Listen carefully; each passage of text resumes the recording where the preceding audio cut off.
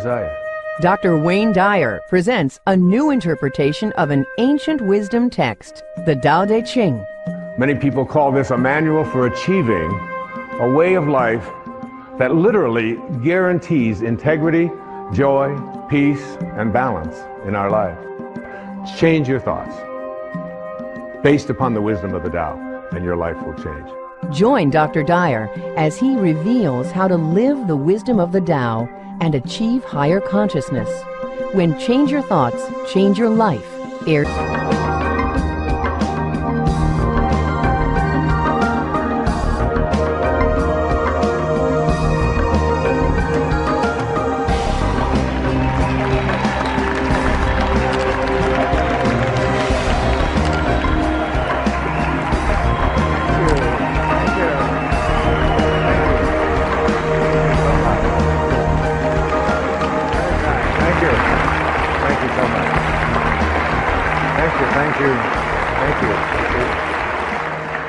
Thank you so much.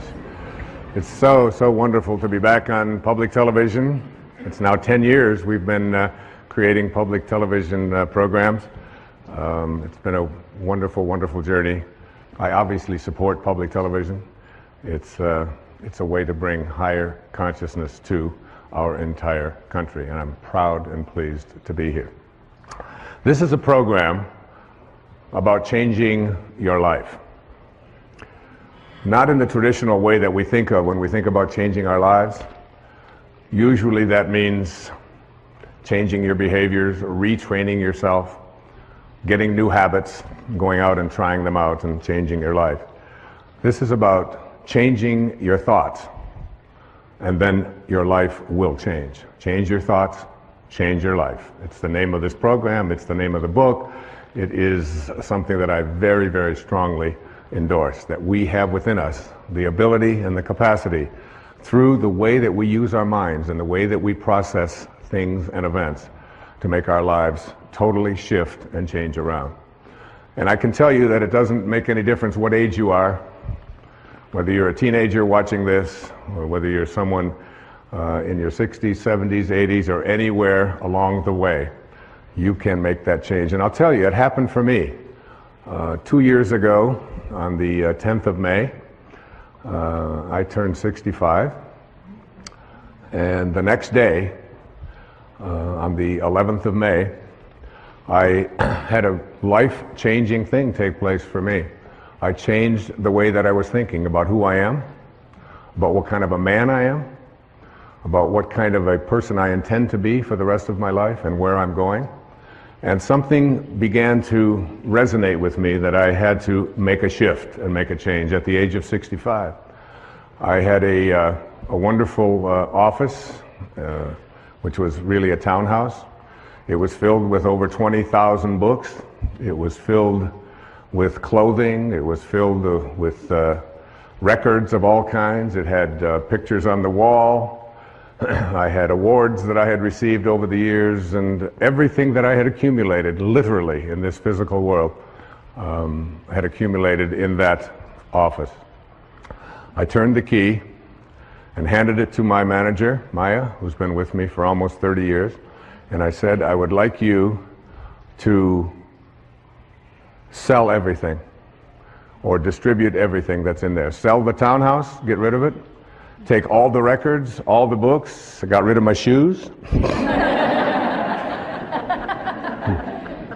And I left it all behind and turned it over to her to get rid of everything. I detached myself from a lifetime of accumulations, and I moved full-time to a place over in the middle of the Pacific Ocean on one of our great islands called Maui.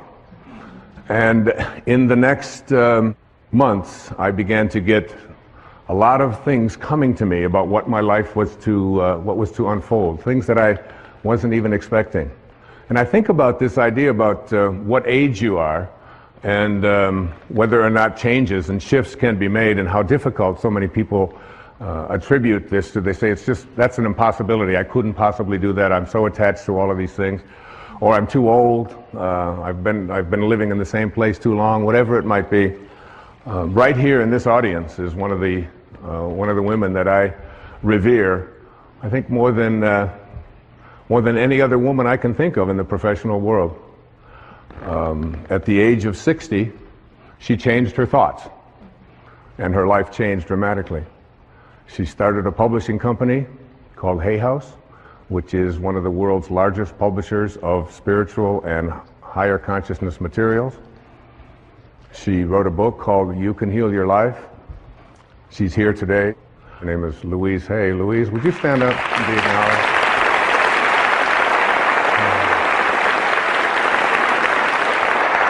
Thank you, sweetheart.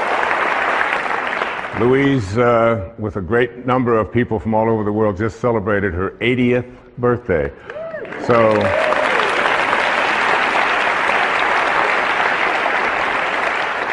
I should look so good even at 60, all right? And I'm just so deeply honored that you're here, dear. Thank you. What happened for me in the next few months was absolutely life-changing. I had a friend tell me who was severely addicted to all kinds of drugs and alcohol, who was basically very close to death. He refused all kinds of treatment. He wouldn't go through the programs and so on. But he read a book, and the book was called The Tao Te Ching. The Tao Te Ching. T-A-O-T-E-C-H-I-N-G. Tao Te Ching. Tao in ancient Chinese means the way, the great way. Te is the term that means the application of or the virtue of. And Qing in ancient Chinese means book. So it's the book for applying the virtue of living the way. That's what this book means. And he told me that, and I thought, I've heard of the Tao Te Ching, I've heard of Taoism, I'm familiar with that. I had read about it when I was in college. I'd even lectured a little bit about it when I was teaching at a university in New York City, at St. John's University. It was something that I had sort of a cursory awareness of. But it wasn't something that I was really profoundly interested in. I was watching a TV show one night and someone talked about the Tao on there. I walk into a bookstore and there's a copy of the Tao. This is all happening in the 6 months or so that between when I had left and knowing that it was time for me to detach myself from all of the things that had been so much a part of my life and move on into a new area of my life. So I couldn't resist it any longer, and I said, I really want to read the Tao, and I'm going to take the next year, a full year, and in that year, what I would like to do is I would like to read each verse. There are 81 verses in the Tao Te Ching. You can read it in an afternoon, but you can study it for a lifetime. And in the studying of this, I said I would like to just take those 365 days for the next year, and in every 4 days, I am going to read one verse. Some of them are only 4 lines long. Some of them are 12, 16 lines long. I'm going to create for myself a way of seeing if I can live this Tao. And what I did was I would read it, then I would meditate on it, I would walk on it, I would go swim on it. When I would do yoga, I would practice it, and then I would sit down after the 4th day, and I had a picture of the man who was considered to be the author of this, although there's no historical actual record of his name is Lao Tzu. This is the visage that I looked at. This is the image of an artist's drawing of Lao Tzu. In ancient Chinese means old man. Old man. He was the old man who was living in China in the time of the warring states, and he decided he didn't want any more to do with war and violence and hatred and killing and all of the things that were so much a part of his world. And he got on his oxen and he left, and before he left to go off and be by himself, he dictated some 5,000 Chinese characters, these 81 verses that became the Tao Te Ching. There are some people who call the Tao Te Ching the wisest book ever written. If you Google this thing called the Tao Te Ching, you'll come up with over 1,300,000 hits on the Tao Te Ching.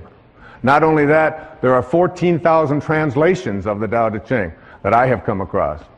So what I did is I took 10 of those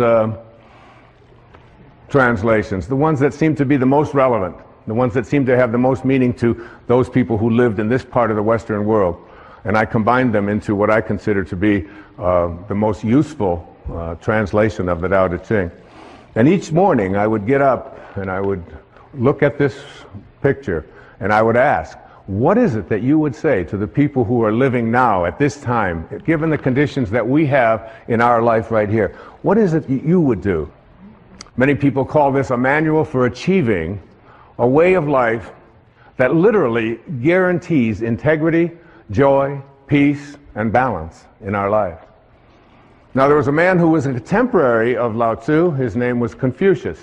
He was many years younger than Lao Tzu, but he kept hearing about this old man who had all of this great wisdom. And one day, he decided that he was going to go, legend says, and visit Lao Tzu. And he spent a full day listening to this man, because Confucius was someone in China who was trying to lay down all the rules of etiquette and how to conduct yourself and trying to dictate to the people what they should be. Lao Tzu had nothing to do with any of that. And when he went to see Lao Tzu, he came back and he talked to all of his people, and this is what he said. He said, "Of birds, I know they have wings to fly with. Of fish, that they have fins to swim with. Of wild beasts, that they have feet to run with. For feet, there are traps. For fins, there are nets. For wings, arrows. But who knows how dragons surmount wind and cloud into heaven? This day I have seen Lao Tzu, and he is a dragon." And there he is, a dragon.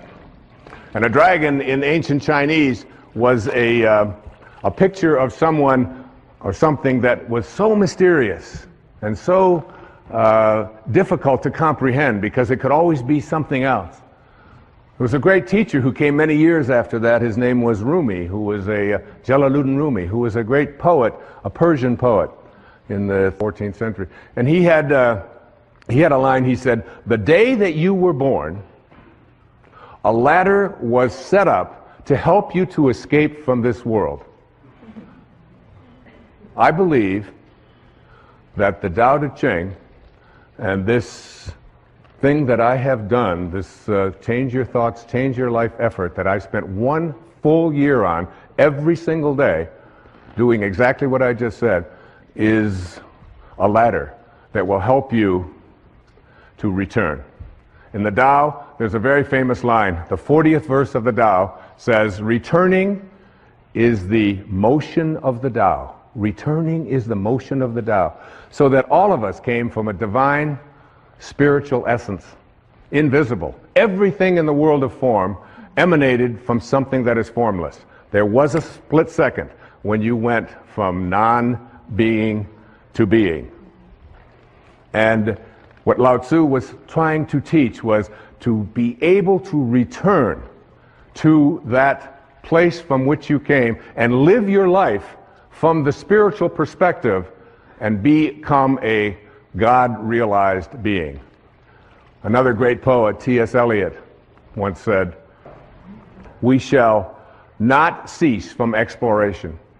And at the end of all of our exploring will be to arrive where we started and to know the place for the first time." For the first time. What I'm asking you to do, and what Lao Tzu seemed to be saying, was learn to die while you're alive, because you will ultimately return. All of us have a return trip, a round trip ticket when we came in, didn't we? But if you could learn to die while you're alive, and there's a great story, I have to tell you this story. I want to read this story to you. It's a way to look at this idea of dying while you're alive. It goes like this. To die while we are alive gives us the only opportunity we will ever have to get outside of this package that houses us temporarily. There's an ancient parable that repeated generation after generation by the spiritual masters of India, which illustrates this point. Listen to this wonderful story. A traveler from India went to Africa to acquire some local products and animals, and while in the jungle, he saw thousands of beautiful, multicolored talking parrots. He decided to capture a talking parrot and take it back as his pet. At home, he kept his parrot in a cage, and he fed him, and he gave him wonderful seeds and honey, and played music for his pet, and generally, he treated him very well. When it was time for the man to return to Africa 2 years later, he asked his parrot if there was any message that he could deliver to the parrot's friends who were back in the jungle. Well, the parrot told his master to say that he was very happy in his cage, and that he was enjoying each day, and to convey his love. Well, when the traveler arrived back in Africa, he delivered the message to the parrots back in the jungle. Just as he finished his story, a parrot with tears welling up in his eyes fell over dead. The man was alarmed, and he decided that the parrot must have been very close to the parrot in the cage, and that this was probably the reason for the sadness and for his demise. When the traveler returned to India, he told his pet what had happened. As he finished his story, the pet parrot's eyes welled up with tears, and he kneeled over dead in his cage. The man was astounded, but he figured that his pet died from the despair of hearing of the death of his close friend back in the jungle. The trader opened up the cage and tossed the dead bird outside onto the trash heap. Immediately, the pet parrot flew up to a branch on the tree outside. The trader said to him, "So you're not dead after all. Why did you do that? You tricked me." And the parrot responded, "Because that bird back in Africa sent me a very important message." What was the message? The trader wanted to know. He told me that if you want to escape from your cage, you must die while you're alive. We must indeed die while we are alive, in order to be able to look back at our waking consciousness and see ourselves trapped in our cage, which in our case is our body. And then we will see how unnecessary it is to remain caged. Isn't that a great story? I love that story. Yeah, you can applaud. What I encourage you to do is to create for yourself a sacred space. And in this sacred space, I would like you to place everything that has energy value to you. Photographs. I have this photograph that I looked at every day for 1 year and began to talk to after a while. It's a little weird, but you begin to get this idea. And those of you who wonder why I am wearing no shoes, I'd like you to know that where I live, you never walk into a sacred space with your shoes on. It would be considered dishonorable to do so. And to me, this stage, this setting, this beautiful place, and this beautiful symbol is a sacred, sacred space. I live without shoes. I heard it said once that if you wear shoes everywhere you go, the whole earth will feel like leather. And it's nice to feel what the earth feels like, and to feel that naturalness. So in that sacred space, you will feel the energy of the photographs, of any mementos that you have, of pictures of your children, of drawings, of statues, of anything at all that you can think of. I have a beautiful sacred space, and it calls me. And as it calls me, when I go into that place that is so profoundly sacred to me, the most beautiful things begin to happen for me, particularly in the middle of the night when no one else is up, and I feel closest to God, and I feel closest to this beautiful old man who sent so many important messages to me through his Tao Te Ching and in my meditations to help me to create this program, Change Your Thoughts, Change Your Life, Living the Wisdom of the Tao. What I would like to do now is to look at some of the key thoughts that I would like you to think about and consider changing as you become a person who becomes more God-realized. That is, someone who has died but stayed alive and returned and went back on that return trip. The first of these thoughts to change is to change the idea that I can't trust in my own nature to I trust in my own nature. Did it ever occur to you that you have a nature? That nature is so profound and is always calling you. You know it. No one else can know it. No one else can impose it on you. No one else can tell you what it is that you feel in here that you know is why you're here and what you're doing here. There's no one else can explain that or explore that with you. You can't share it. Everything in the universe has a nature. Your dog has a nature. A crocodile has a nature. A duck has a nature. A crow has a nature. Everything has its nature. Everything has a dharma, including you. But what we've learned and we've grown up to believe is that I can't trust in that nature. My nature, to trust in your nature, to know that you came from a divine place of well-being and to trust in it. Listen to this, verse 38 of the Tao, a few lines. The great master follows his own nature and not the trappings of life. A truly good man is not aware of his goodness and is therefore good. Think about yourself. The first moment of life, the very first moment, that speck when you went from nowhere, N-O-W-H-E-R-E, to now here, N-O-W-H-E-R-E, from nowhere to now here. Same thing, just a little question of spacing, just a little different spacing, all right? So you went from nowhere, now you're in now here, and where do you think you're going? Nowhere. Right? Back to nowhere. Who out there watching, who in this audience isn't going back to nowhere? That's where we're all headed, back to nowhere. So in that split second, then you lived inside your mother's womb for 9 months. And in that 9-month period of time, you trusted your nature. You didn't have a sonogram and say, oh my God, I don't have a nose. This is very scary. What if it doesn't show up on time? Or you didn't do any of that. You trusted completely in your own nature, right? And so did your mother. There's very little that you can do because what you were to become, everything that this physical body needed, was all handled in there. And also, beyond what was needed for your physical world and what Lao Tzu called the world of the 10,000 things. The 10,000 things.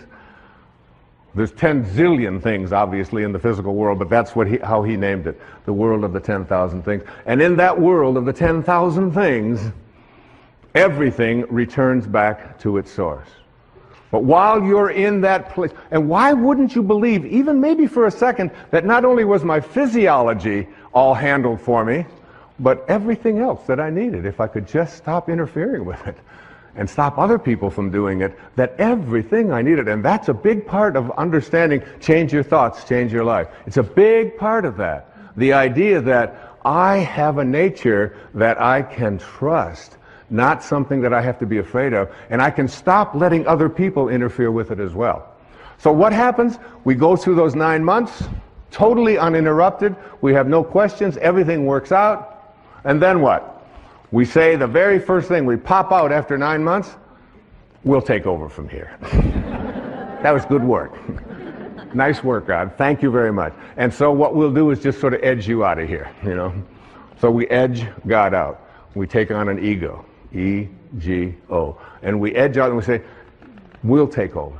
And we have an ego, and this ego, what this ego does is it takes on a set of beliefs. And these beliefs are that I am what I have, that I am what I do, that I am what other people think of me. So we're raised to believe that the more stuff I accumulate, the more things that I get, this is who I am. The more that people like me, this is what I'll get, and on it goes. I want to tell you a story. It's a story of one of my children. Her name is Tracy.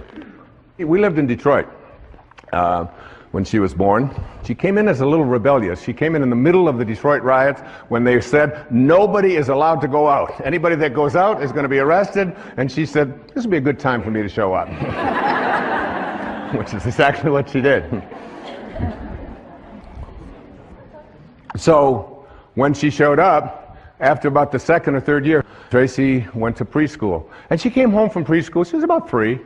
And in that time she came home and she said, she handed me a paper, and it had a gold star at the top of the paper. And I looked at it and I said, and she said, Daddy, I got a gold star, I said, I'm not really interested in gold stars. I said, but what are you doing? What is this? What? She said, well, we did something in school called adding, and I got them all right, and I know how to. I said, adding? I can't believe, you're 3. You can't learn to add when you're 3. And I went through this whole long thing about adding and how terrific it was, and she kept saying, Daddy, the gold star, excuse me, but I was the only one in the class that got a gold star. I got them all right.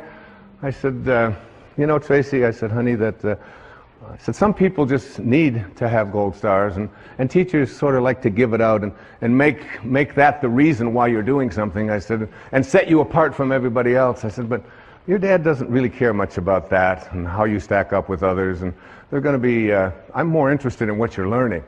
And she said, okay, she was used to that. She had a weird daddy, and she knew that. So about another month or so, she came home with a paper that had looked like it had a gold star on it, but it had obviously been taken off. Her little thumbprints were all over, but there was a place there had been a gold star. It was taken off. And I said, what's this? Oh, she said, we're now doing subtraction. And I said, subtraction? That's amazing. And I took over by her dresser. I said, you know that money you've got in your piggy bank? I put it in my pocket. I said, that's called subtraction. Isn't that great? And she said, give me that money back. And we talked about subtraction. Finally, I couldn't take it anymore. I said, honey, what happened? What was this? What was here at the paper? And she said, that. She said, the teacher gave me one of those gold stars. I said, really? I said, well, what happened to it? Oh, she said, I took it off. I said, well, what'd you do with it? She said, I gave it back to her. I said, well, what did you tell her? She said, oh, I told her to give it to someone who needs that sort of thing. True story. Yeah. And there she is. She's standing right here. She's going to be 40 this year, my daughter Tracy.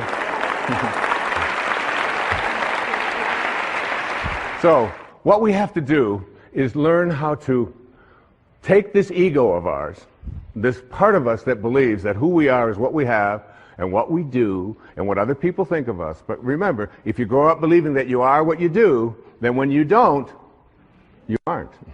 And if you believe that you are what you have, when it's gone, you aren't. And if you believe that you are what other people think of you, your reputation, which we raise people to believe, I have to be concerned with what other people think of me. Take this ego and retrain it. And one of the ways that you do to retrain it is, first, you take this idea that the ego has of fear. What are you afraid of? Anybody out there, what are you afraid of? Shift from fear to curiosity. Become curious about what you're afraid of. That's what Lao Tzu taught me. Become curious about what you're afraid of. You're afraid of flying? Get curious about that. Get interested in that.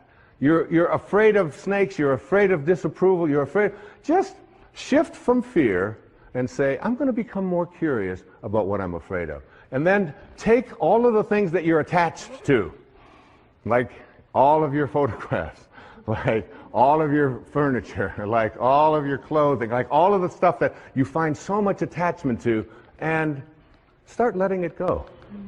Start letting it go. You know, the day that I turned that key on May the 11th in 2006, I didn't even know where it was going. I just knew there was a shift taking place. I felt freer than I'd ever felt, I think, in my life. In my mid-60s, out there on a whole new adventure. And here we are talking about it on national television, on PBS. Take that idea that you have to be attached to things and know that you came in with nothing, with no thing. And you're going to leave with nothing, with no thing. And understand that your life is a parenthesis in eternity. Live there without attachments.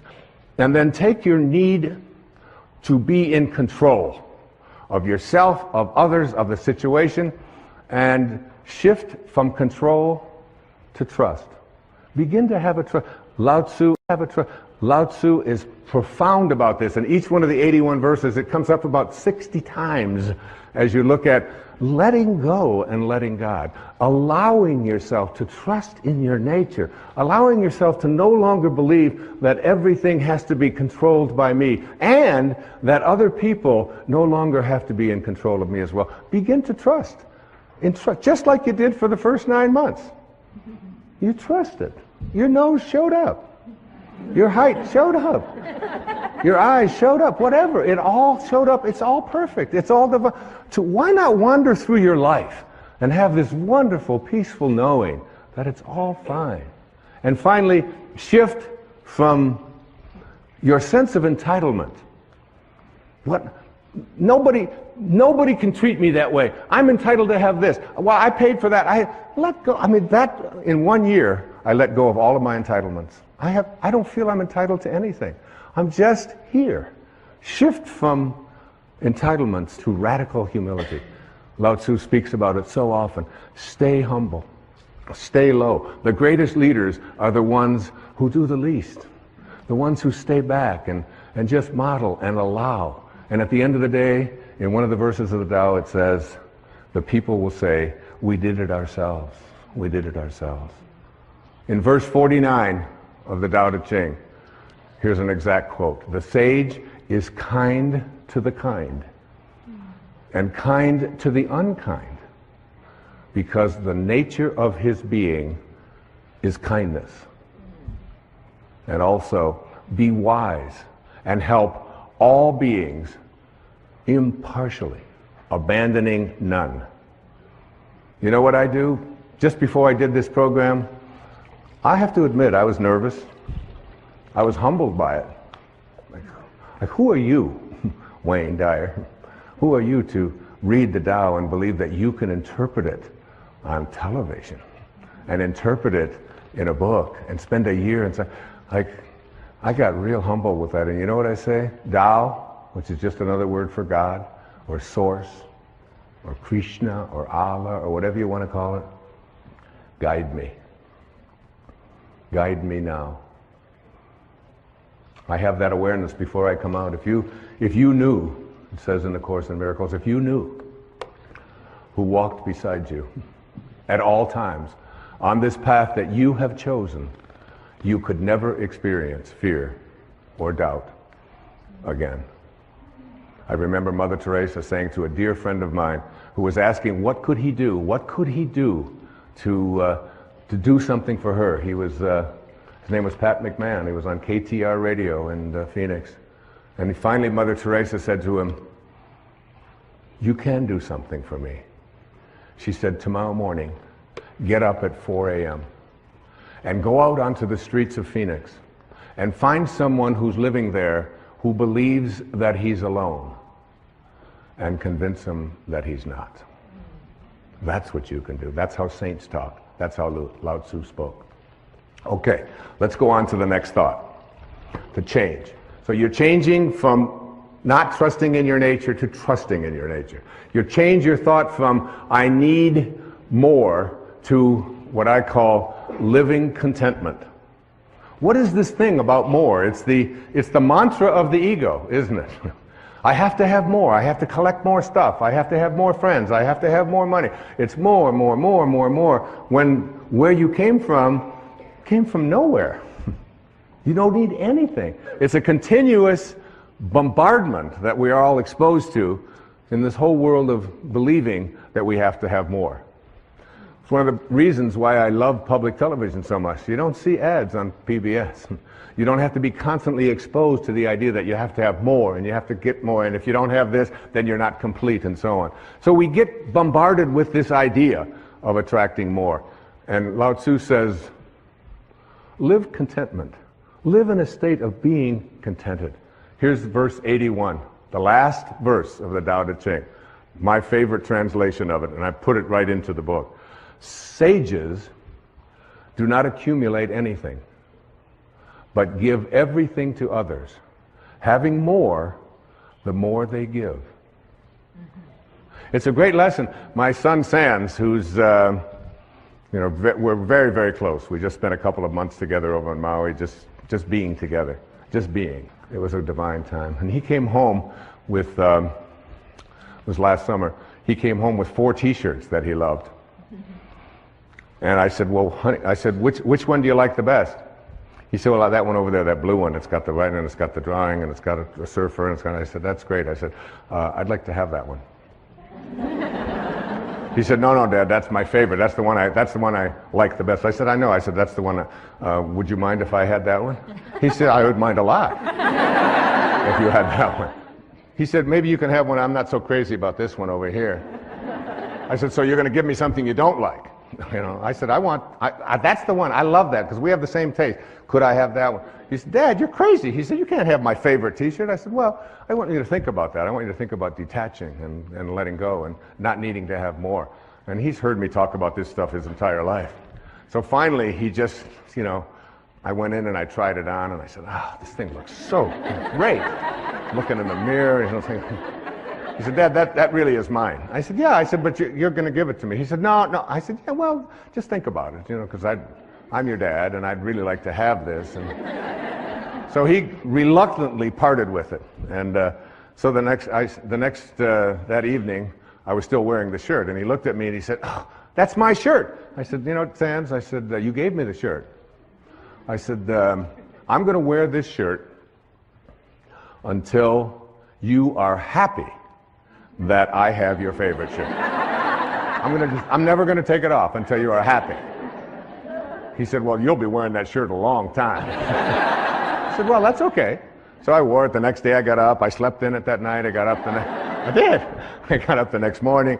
I put it on, and that Sands would come in and he'd look at me. I said, oh, you're still not happy that you gave me something that you really love. Because this is what it really means to be a sage. This is what it means to be a divine being. To be someone who's willing to depart with not the things they don't like, but what they do like. I wore it the next day. I wore it the next day. I wore it for 2 weeks. Take it off only to wash it, put it right back on. 2 solid weeks. Each one of my children will tell you. Finally, one day he said, Dad, I'm so happy. I am so thrilled that you have that t-shirt. I said, oh, that's great. I can finally take this thing off. I'm going to just give it away. But it's like, what a great lesson in that. The idea that you take, you know, there's a rule. It's called the 80-20 rule.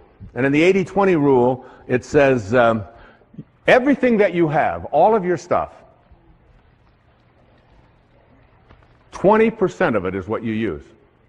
All of your clothes in your closet, 20%. You just keep using the same 20% over and over. 80% of the clothing that you have in your closet for so many people is something that you never use. You don't wear. You look at it, you store it, you think, well, there might come a day, oh, I can't part with that, even though you've been carting it around. Every time you move it and you put it.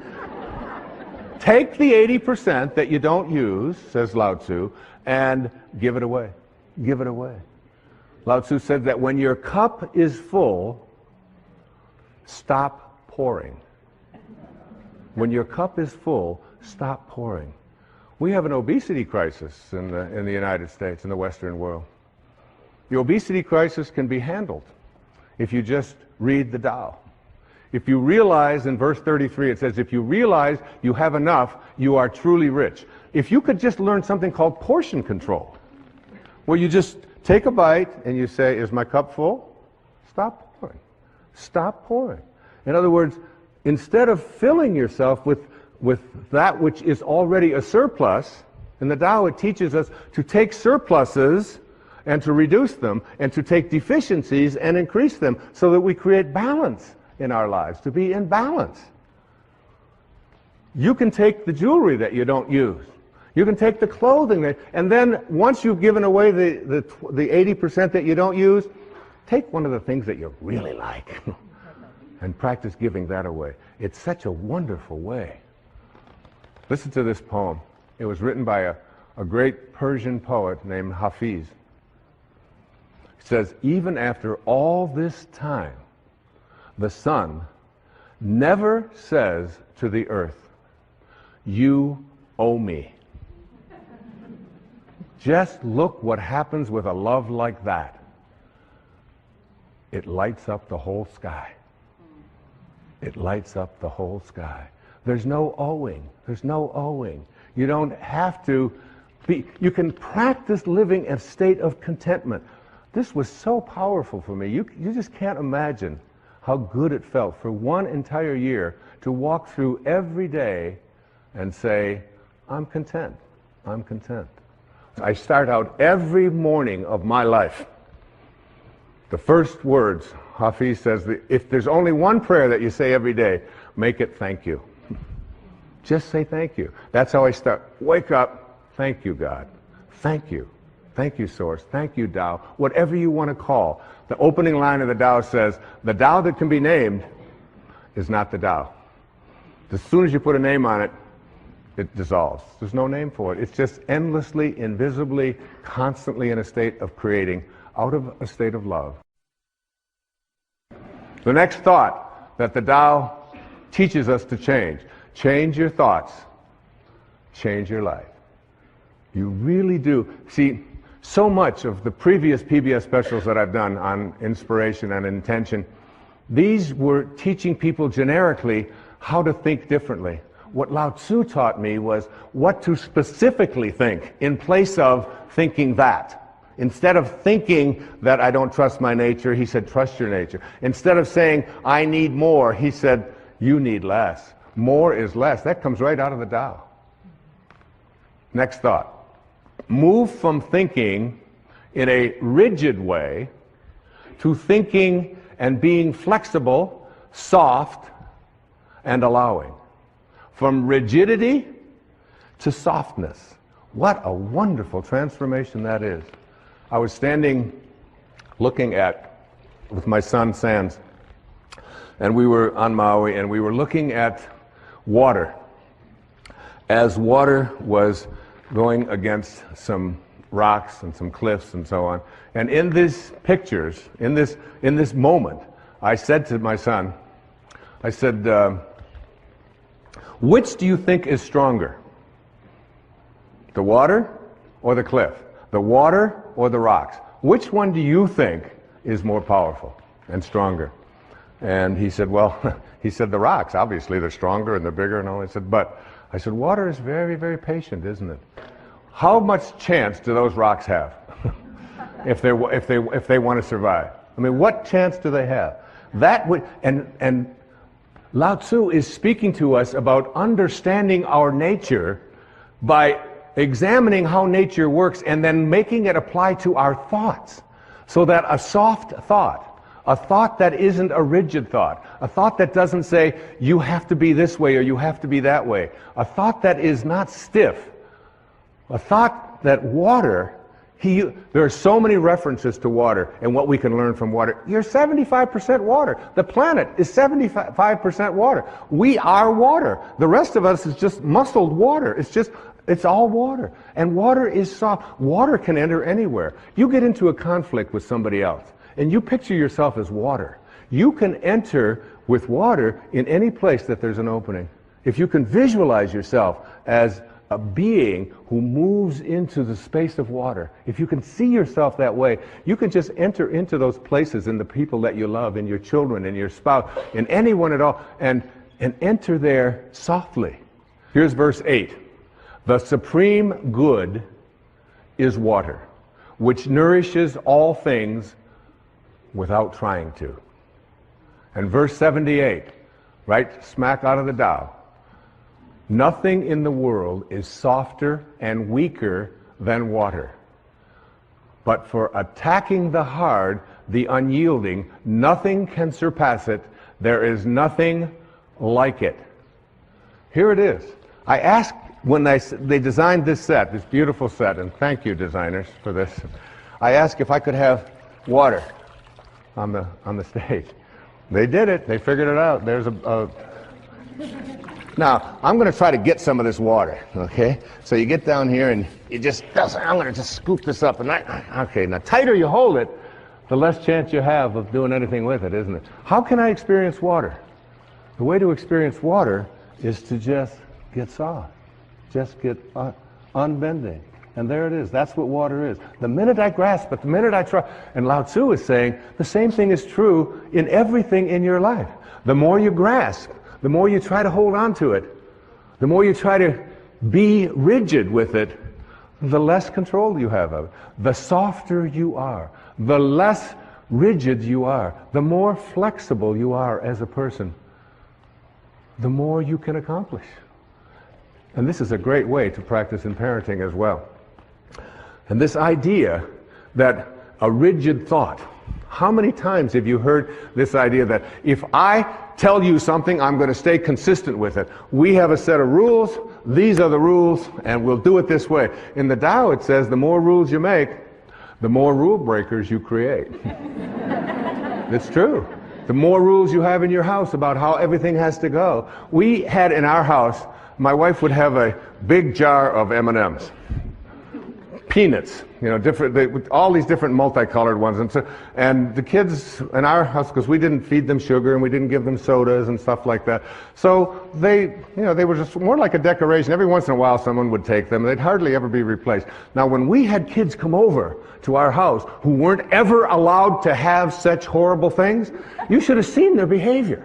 You know, they would scoop them up, they'd be putting them in their pockets, and they'd get their purses, and they'd open it up, and, you know, the whole thing would be empty. I said, what are you doing? He said, well, you mean you could just have these whenever you want them? I said, well, we don't really have any rules about that. It's just, it's not something that we encourage or discourage. It's just there. It's like Emerson had a wonderful line. He said, a foolish consistency is the hobgoblin of little minds. A foolish consistency, a rigid consistency. So that there are many people who will say, if I say it on Monday, you can be absolutely certain that on Wednesday, I'm going to believe the same thing, regardless of what might happen on Tuesday. Now, Tuesday might have something real that you might want to be changing your mind. You might want to say, you know, I thought that this time, but now I've seen this, and now we can shift. And you can see how this can become and so much about the Tao is on leadership. Leadership in the family, leadership in the community, leadership geopolitically. Less rigidity, more openness, more willingness to listen and say, I changed my mind. Because a foolish consistency is the hobgoblin of little minds. And what I believed on Wednesday has changed because of what happened on Tuesday. Now, another important thing to say to your children, to your friends, to your lover, to your spouses, to whomever, to the people you work with, words that we're so terrified to say, but which give us a sense of living with the Tao. I don't know. I don't know.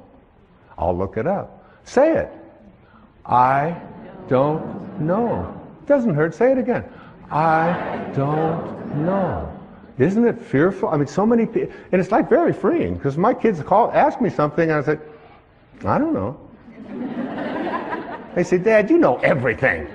You know everything. I said, well, I don't know that, and I'll look it up, or we'll try to find an answer to that, but I don't quite know. I know that even, you know, I spent 20 years running, and I ran every day for 20 years, for 22 years, without missing a day.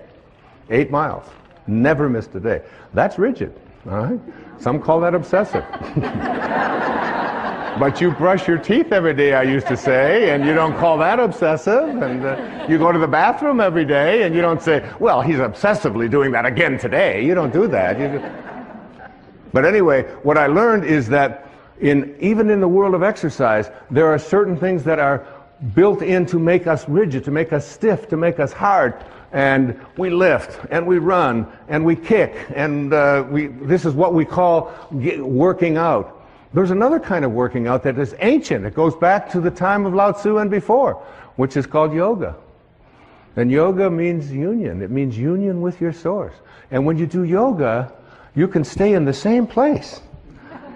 You can do the equivalent of 8 miles. When I used to run 8 miles, I had to run 4 miles that way, turn around, 4 miles back.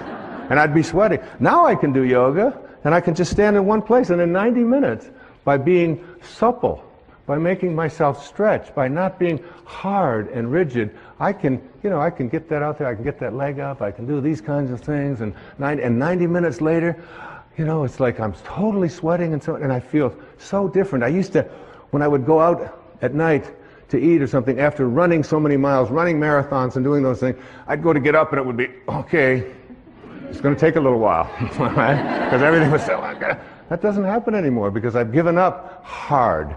I've given up being rigid and substituted it for being supple, for being flexible, for living a life in which I don't have to always be so fierce. Listen to this verse of the Tao Te Ching. It's one of my all-time favorites, verse number 76.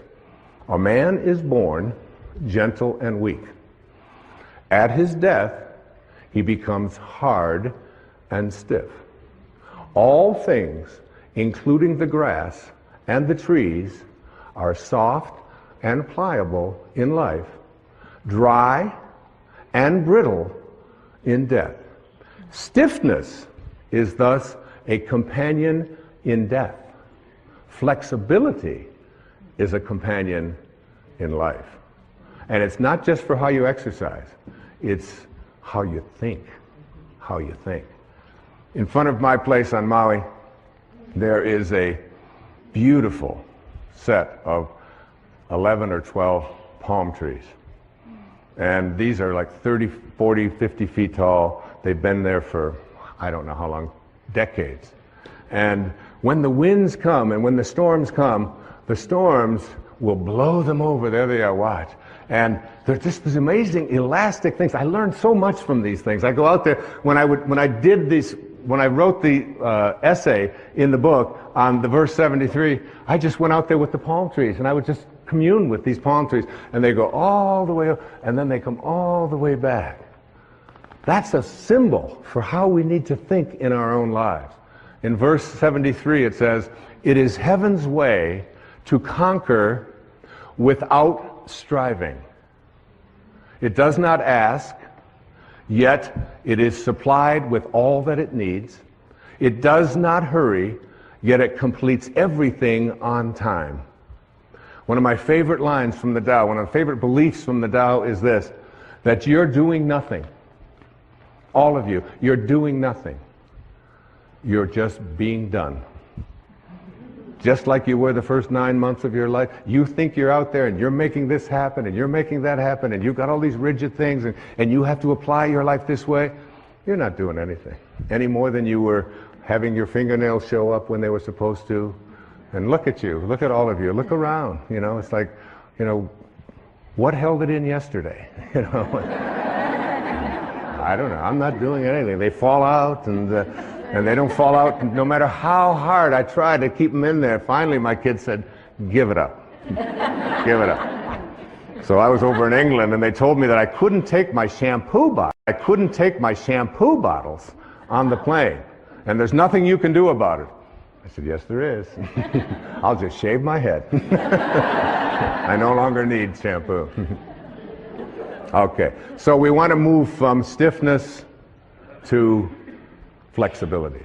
The next thought that I'd like to see us change, that the Tao taught me so much, was living by interfering, to shift that to living by not interfering. Do you know that every one of your children have the anchor of the universe located within them?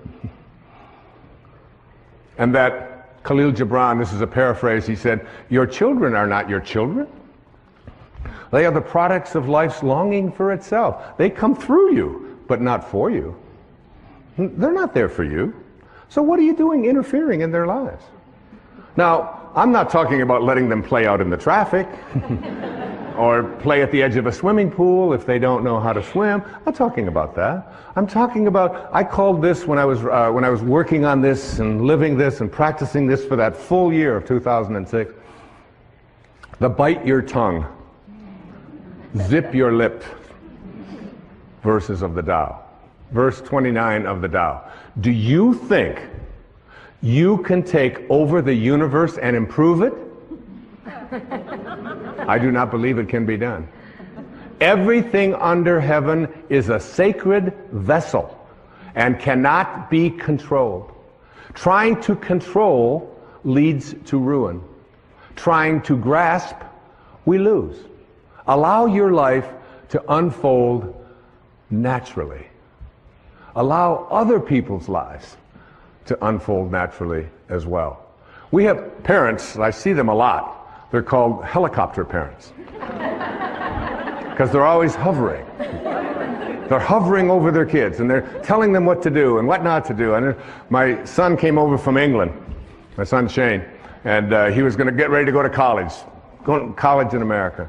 And my wife said to me, so you're going to take him and show him about registration, right? I said, oh yeah, I'll be doing that. She said, well, make sure that you help him because he doesn't have any idea how to register at the school, this great big school with thousands of people. I said, yeah, and I do, right? I would know how to register kids at school, you know. And so Shane got in the car and I said, it's all going to be fine. It'll all be fine. And we drive over to the campus and I drop him off and I have my tennis racket in the back. And he said, where are you going? I said, well, I'm a prophet. I said, I get paid by the thought. And I have a tennis match, and then I have to walk on the beach so that I get paid by the... He said, but what about the registration? I said, well, the registration, I said, you'll do a lot like I did when I learned to register. He said, well, what do you mean? I said, you'll just go up to the people and say, where is registration? And they'll say, it's over there where all of those people are all lined up. Because I remember those days in a college of 40,000 students or so, finding out how to register. Tracy, did I take you to register, honey? No. So he said, you mean you just go? I said, yeah, you just go with it. I said, you want daddy to walk with you over and take you through graduate? You're 18 years old and you want daddy to register you? He said, oh, no, I wouldn't want that.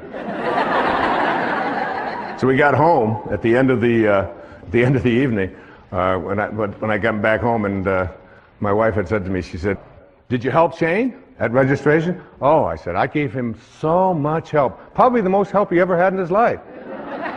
I taught him how to do things for himself. And so that I wouldn't have to be interfering and hovering over and figuring it all out for them. My children know that when their science project comes up, that I'm there for consultation, but I passed science. I got through that myself. And you'll be doing your own science project. If I can help you, I'll be happy to help you, but I'm not going to be getting the glue and figuring out how to make a time clock and all of that. I said, you know, just look at a clock. That's how you tell time for me, whatever it might be. And it's not an uncaring and it's not a callous attitude at all. It's an awareness that your children have the anchor of the universe located within them. That's what Lao Tzu said. Now, my dear friend, who I love so much, she's right here in the audience, Carrie, right there, Carrie Evans from Maui. She has two beautiful little daughters. And she asked me if I would watch them one afternoon when my grandson, Carter, was visiting. I said, I'd be happy to watch them. She said, but you don't understand. I mean, they're gonna do this and they're gonna do that. I said, you just go off, and she was studying for an exam. I said, you go study, do whatever you have to do. I can handle 3 little kids out at the swimming pool for 3 or 4 hours. I can handle that. So she went off, very nervous, gave me lists, told me what to do, what they might say, what they might not say. And then if she says, now if Kylie says this, you tell Kylie, and if Kamiley says it was Kylie, Kamiley, and Carter. All right? So they go out there, and right here, there's a little pool over here, a little swimming pool. And I watch them over in the swimming pool, and Kylie takes the water and splashes my grandson, Carter, and splashes Kamiley, and Kamiley comes over to me and runs over within 2 minutes. Says, Kylie splashed me. Well, of course, I'm working on the Tao. Non-interference. And I said, splashing, honey, is in the way of things. When you're near water, splashing will take place. She said, yeah, but she splashed me. I said, you'll probably work this out. This will all be fine. And she stood there for the longest time with her little lip and so on, and finally she realized she wasn't getting anywhere with me. She went back. Before you know it, one of them had taken, now Kylie and Kamiley are teaming up against Carter. And they pushed him under or whatever. Now one of them is 5 and one of them is 4 and one of them is 7 or 8. And Carter comes running over as fast as he can, runs over. He calls me Bampa. I'm Grandpa. Bampa. Bampa, Bampa, Miley pushed me under the water. I said, Carter, I'm a Taoist master. Ba-bumpa, she pushed me. She put me under the bus. I said, you'll just have to work this one out, Carter. I'm a Taoist master. This went on all for the first hour or so. But I noticed as I was less interfering that they were working it out. They tried again after a few times. They'd come over and they wanted this and they wanted one push and wanted that. But each time when I let them know that I was watching and making sure they were safe, but I wasn't going to interfere. I wasn't going to resolve it. I wasn't going to settle their disputes for them. I wasn't going to be a helicopter parent, even for an afternoon. And the way that it resolved itself was they have the anchor of the universe within them. They have a nature. They know what to do. One of my favorite things always to say to my children when there's a conflict is, you know what the right thing to do is. What do you think? You know. You have it in your heart. You are a divine being. They all know that. I've said those words to them over and over again. You'll figure it out. You'll work it out. Not I'm going to interfere. I'm going to tell them what to do. You can practice this so many places, so many ways in your life, particularly as parents, even in business. It's very important in businesses to allow the people to say at the end of the day, right out of the Tao, oh, we did that ourselves. We did it ourselves. In the Tao it says, there's a time for everything, and everything in its time. There's a time for everything. Listen to this. There's a time for being ahead, and a time for being at peace. There's a time for being in motion, and a time for being at rest. There's a time for being vigorous, and a time for being exhausted. And in the Bible, to everything there is a season, a time for every purpose under the sun. I practice, this was so helpful to me, particularly as I do my yoga practice. In my yoga practice, it's there are some very exhausting postures. I do this Bikram hot yoga, all right, so it's 105 or between 105 and 110 for 90 minutes. And there's one that I used to hate. It's called triangle, you know. And so you put your foot out here and then you do this and then you get yourself up and you go all the way down and you get yourself in balance like here. So you balance down and you take your arms out here and then you take these like this and it's 105 degrees in there. You take one and you're looking up here at your arm and you look and you look and you look and then you bring it back and it lasts a full minute. And I used to just wait for that minute to be over. Oh my God, when are they going to bring me out of this posture? It was so exhausting. I started practicing what the Tao teaches.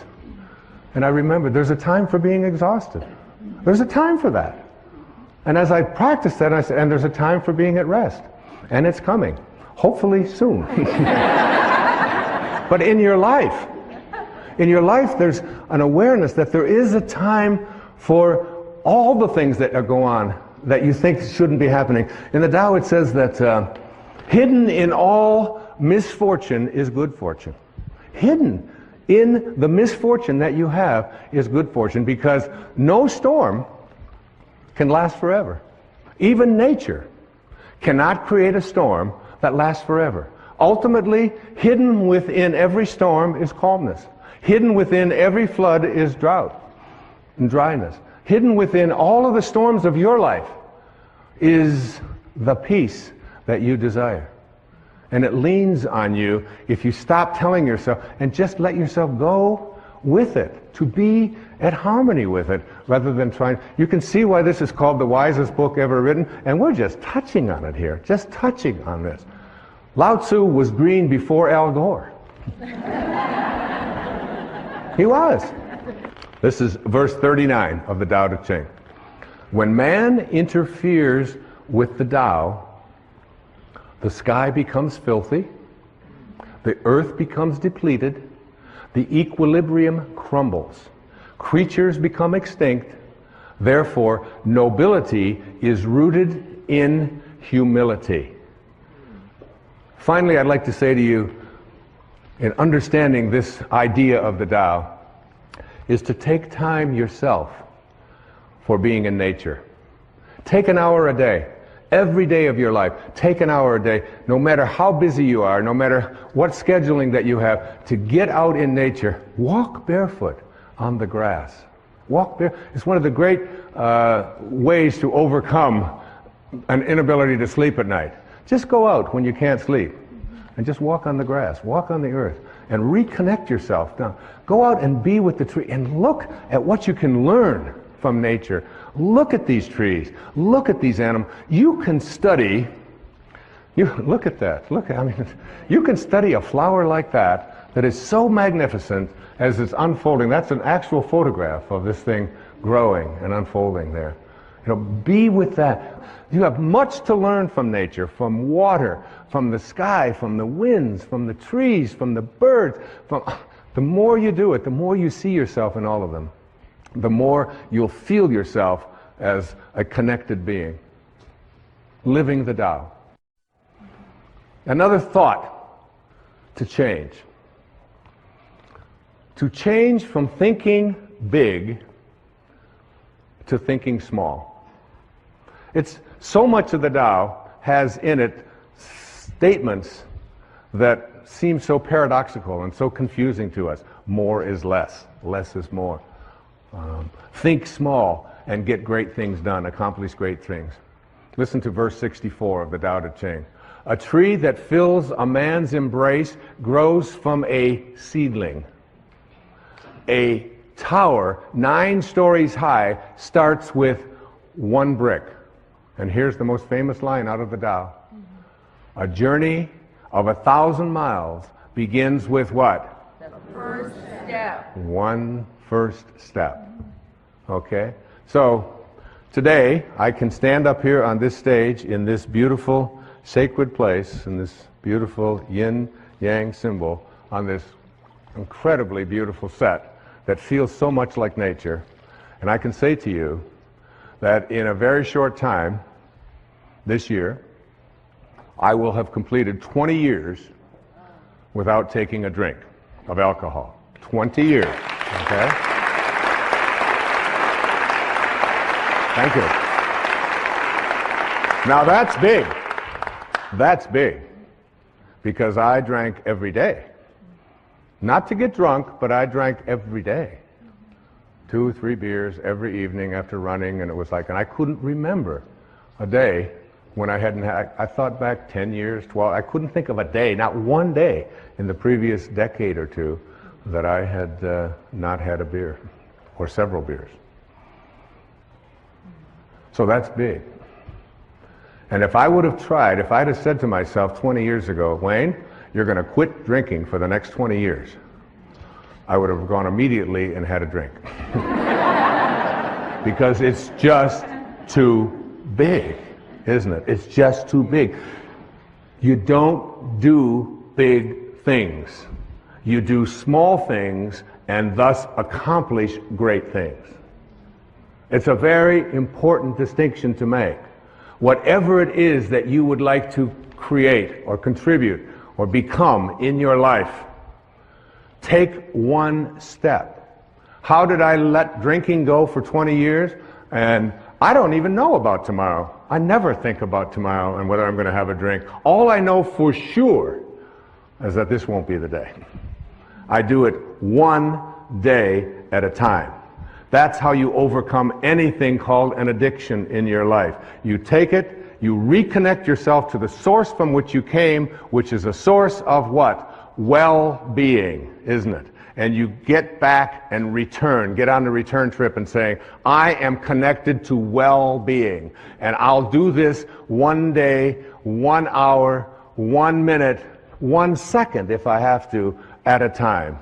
And when you do it, I mean, it's behind in all of the programs for overcoming addictions, and all of the work of Bill W., all of the work of Alcoholics Anonymous, all of the work of any kind of addictions. It isn't just alcohol. It can be food. It can be addiction to your emails. It can be addiction to work. It can be addiction to so many things that so many people find that they can't get past. And to move themselves into a place where I think small. I ran 7 marathons in my running years. And about the 22nd or 23rd mile, you begin to ask yourself about your sanity. And what am I doing here? And my body is breaking down. But the way that you finish the marathon is not by saying, I'm going to run 26 miles. You don't do that, especially when you still got 5 or 6 to go. You just say to yourself, Can I put my foot in front of the next one? Can I take one step at a time? Can I do it one step at a time? And before you know it, you've accomplished great things. I watched my wife give birth to 4 children right there in her in the delivery room with her. And she does not, you know, when you have a baby, it takes 9 months, doesn't it? You don't say to yourself, oh my God, I gotta have a baby, I gotta get pregnant, I gotta deliver it, I gotta go through labor, because that'll just drive you. And there are people who do that. And it's a torture for them. But I watched her do it one moment at a time in labor. Not what's going to happen an hour from now, what's going to happen this afternoon, am I going to have the... none of that. And she did it all naturally, because it was all... And her mind was so strong as she was doing it that I couldn't even penetrate. I couldn't even communicate with her. She was so focused on just being here. She would say, these are not labor pains. These are just signals. Just signal. And I can take this signal. I can do this for 1 minute. I can do this. It's the way everything gets done. I watch the great tennis players on the planet. Roger Federer, Pete Sampras, these people that are really masters at this game that I played for so many years, not even close to those kinds of levels. And they'll be in a tournament, they'll have a seeding, and they'll say, here's the first round, here's the second round, here's the third round. There's no such thing as playing the 4th round before you've played the first round. And then when you get to the first round, you don't go out there and say, well, I've got to beat this person in 3 sets. You say, I'm going to think 1 serve at a time. I'm going to think 1 point at a time. And every great athlete, I don't care who they are, they will always say, I can't think out there in big ways. I can only think small. Thinking small is what gets great things done. Verse 63. Achieve greatness in little things. Take on difficulties while they are still easy. Do great things while they are still small. The sage, one of my daughter's names, the sage, does not attempt anything very big and thus achieves greatness. Greatness comes from being in the moment, here, present, in the now. The sage confronts difficulties but never experiences them. This is the idea of thinking small. And finally, I'd like to see you change from this thought. Change from seeing yourself as separate to seeing yourself as connected to everyone and everything in the universe. Our ego tells us that we are separate, that who we are is this body that we have, and everybody out there is separate from me. Nothing has been more profound and more powerful. Ego tells us that we are separate, that who we are is this body that we have, and everybody out there is separate from me. Nothing has been more profound and more powerful, nothing has been more profound and more powerful and important for me than this verse of the Tao Te Ching. This idea that we are all one. That all of us emanated from the same source. And by doing so, by emanating from the same source, we need to see ourselves as connected to every single being, every single person, every single flower, every single tree, every single animal. If you can see yourself in everyone, we're all connected. It makes about as much sense to me to have a smoking section in a restaurant as it does to have a peeing section in a swimming pool, right?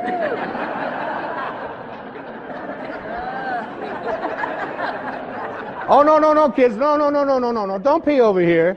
We pee over here. Does that make any sense? The Native Americans, one of my favorite quotes, I've used it many, many times. The Native Americans would say, no tree has branches so foolish as to fight among themselves.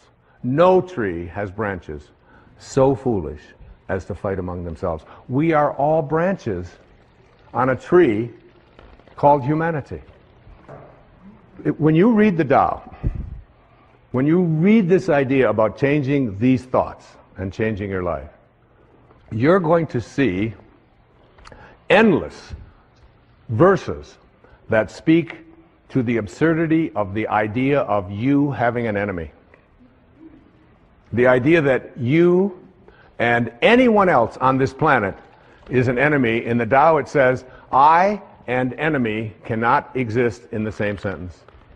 And he said, even those who go to war, the ones who will triumph in war are those who go to war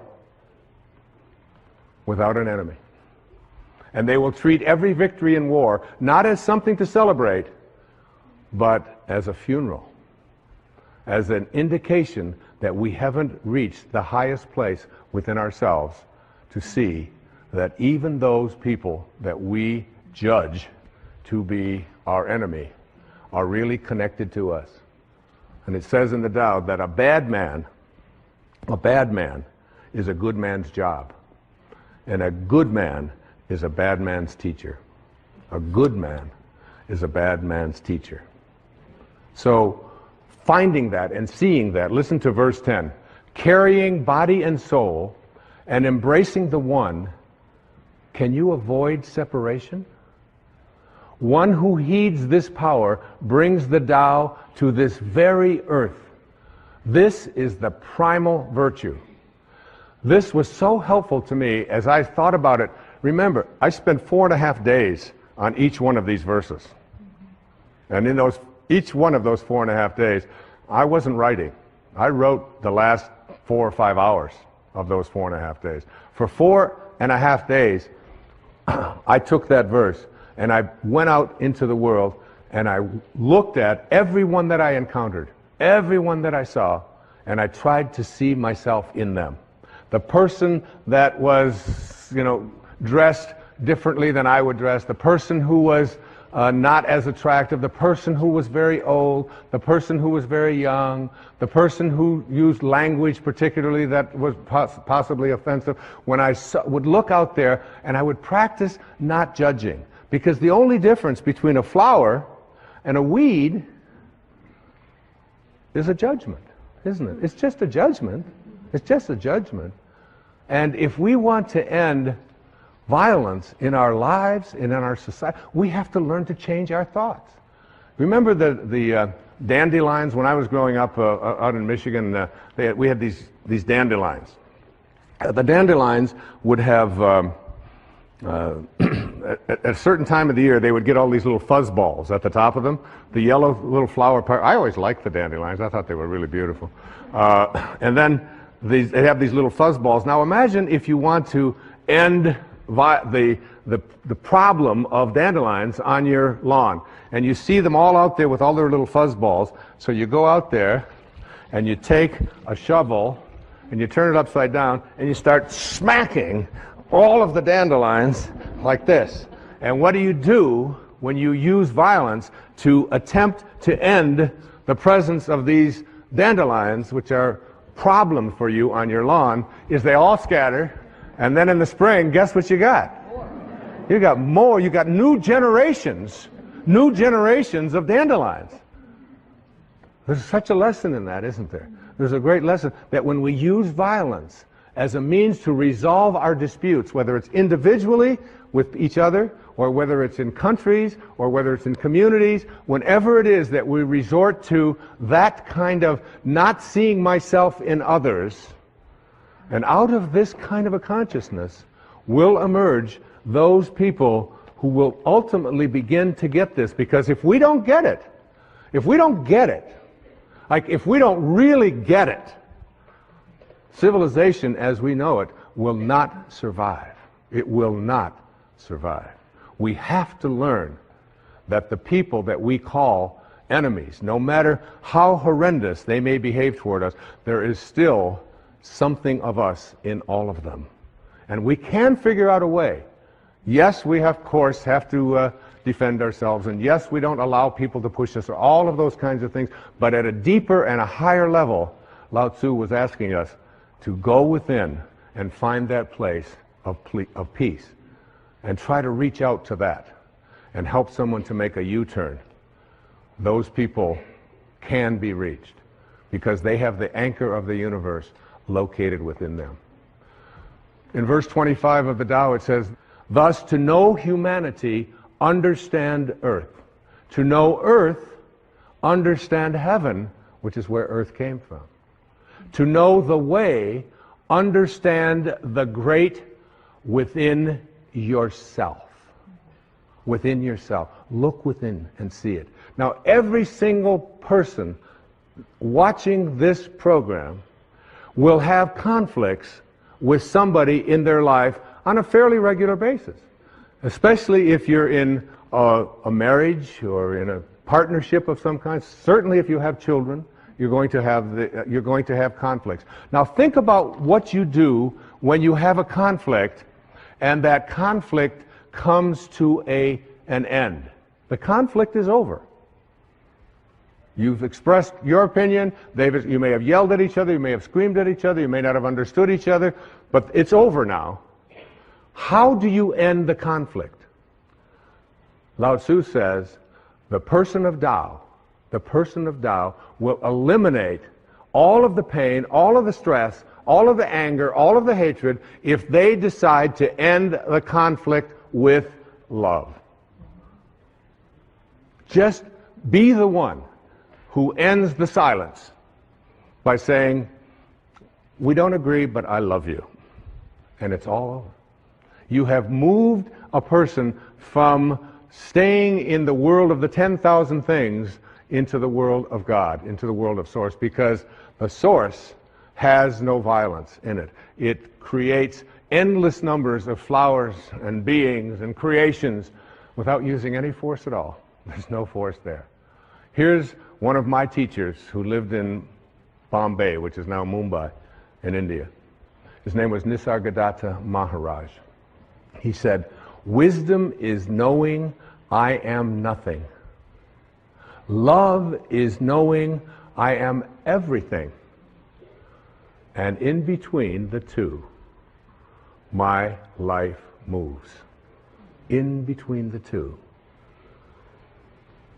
The ability to take a conflict and to end it with love is one of the most powerful things that you can do. It has been a great lesson for me. When we have a conflict, what we do is I will be the person that will pick up that phone. You can be certain of it. I will end that conflict with love. And guess what that does to the conflict? It's over. It's over. You can't pick a fight with someone who just doesn't want to fight anymore, who just sends you love. So I want to summarize some of these thoughts, and there are so many. Change your thoughts based upon the wisdom of the Tao, and your life will change. There's many principles to live by in the Tao. First, remind yourself that there is no way to happiness. Happiness is the way. Bring happiness to all that you do. You accomplish much by trying less. It's so inconsistent, isn't it, with what we lived in the Western world. But the less you try, when I go out and swim in the ocean, and I do it almost every day, I try to do between 30 minutes and an hour every day, being out there in that ocean. And I just get out there, and if I try less, my arms just seem to know what to do, and the breathing just all works, and and I can swim all day. As soon as I try, as soon as I struggle, as soon as I start trying, the minute that I move myself into trying, it's like if I were to take this little cap here and drop it right there and say, I'm going to try to pick this up. I'm going to try to pick this up. This is what Lao Tzu was speaking about. So all of this, I'm trying, I'm really trying. All of this is called, in reality, not picking it up. That's what that's called, not picking it up. But when I just get easy and do less. See yourself, the Tao says, in everyone you encounter. A great lesson. Every single being, especially the ones that we read about who we're told are our enemies. See yourself in them. Know that whoever they are, wherever they live, they want what we want. They want what I want. They want to be at peace. They don't want to be always struggling. They don't want to be sick. They just want to be loved, whoever they are. I know the skepticism of that. It's like, yes, but, all of the yes, buts. But if they got it too, see, Lao Tzu wasn't speaking to, well, some are going to get this and some probably won't. He was speaking to all of us. Trust in others, the Tao says, to know what's best for themselves. Trust in that. Trust in the pliability, the flexibility of your babies. God, those little babies, they're so great when they're like, 2 weeks old. You can take their foot, put it behind their neck, stick it around here like this, put it in their mouth. They're so flexible. I mean, you can do anything. You pick them up, you turn them upside down. You watch them when they're starting to learn to walk. And they run, crash, they go down into the walls and all of this. And you think, oh my God, this kid will never walk again. Up they go, and they don't. Trust in their flexibility. Live without attachment and be generous. Be strong by bending. By bending. We need to learn this in our lives. We need to learn this in the world. It's not so important to be right. It's so much more important when you have a choice to be right or to be kind. Always pick kind. Always pick kind. Practice radical humility. Live low. Live low like the ocean. Stay low. And all the streams will come to it. That's why it's so powerful. Because it doesn't lord anything over anyone. And rather than looking for miracles, see everything as miraculous. Everything in your life. There was a man who had a Tao experience, what I call a quantum moment. His name was John Newton. He lived back in the beginning of the 18th century. And he was crossing the ocean. He was a slave trader. He had a ship full of human cargo that he was going to trade into slavery in the most hideous practice that was so common at that time in our history. And in the middle of a storm, on his way over there with all of these people, he was 22 years old or 23 years old. And he thought he was going to die, and he thought it was like he must have hit a hurricane or something out there that was before satellites could warn people. And while he thought he was in that state of dying, he took out a pencil and a paper, and he wrote on the back of an envelope, he wrote, "I once was lost, and now I'm found." And it was grace. It was grace that taught my heart to feel. It was grace that brought me home. And when the storm was over, he had a moment. He reconnected to his source. Anybody out there can reconnect to the source, to the Tao, and become a being of Tao. Remember, it's a return trip. And you can make that return trip while you're alive. Remember the parrot. He knows much more than we did. And he returned back to Africa, and he released the slaves, it is said. And for the next 55 years of his life, he shifted and became the most ardent spokesman as an abolitionist to abolish that hideous practice of slavery. That's what he devoted his life to it. A former slave, it's like going from Saul to Paul, from being a person who crucifies and murders Christians to being the author of a big portion of the New Testament as St. Paul. In a moment, it's possible for any of us.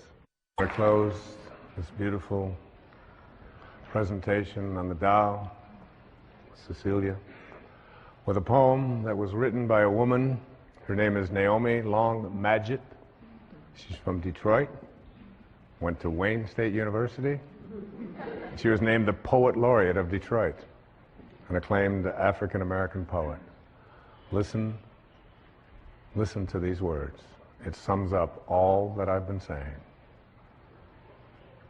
I wouldn't coax the plant if I were you. Such watchful nurturing may do it harm. Let the soil rest from so much digging, and wait until it's dry before you water it. The leaf's inclined to find its own direction. Give it a chance to seek the sunlight for itself. Much growth is stunted by too careful prodding, too eager tenderness. The things we love, we have to learn to leave alone. إن أعجبك الفيديو لا تنسى الإعجاب والاشتراك في القناة.